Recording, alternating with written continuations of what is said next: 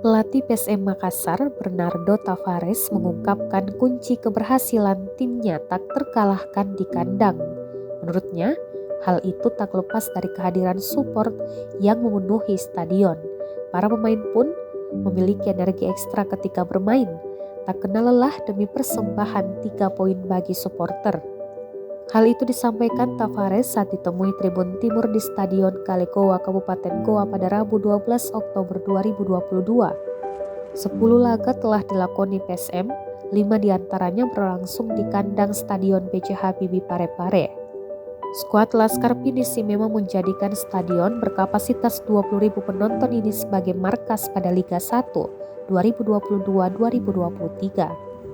Buktinya 5 laga tidak ada tim yang berhasil merebut poin penuh di Stadion B.J. Habibie. Padahal tim yang bertamu adalah tim kuat berisi materi pemain mentereng.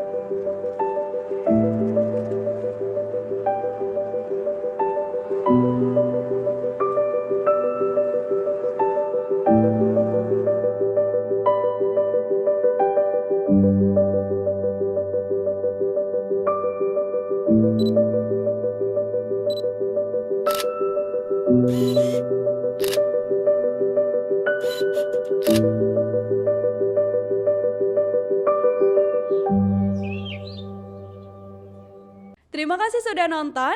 Jangan lupa like, subscribe, dan share ya.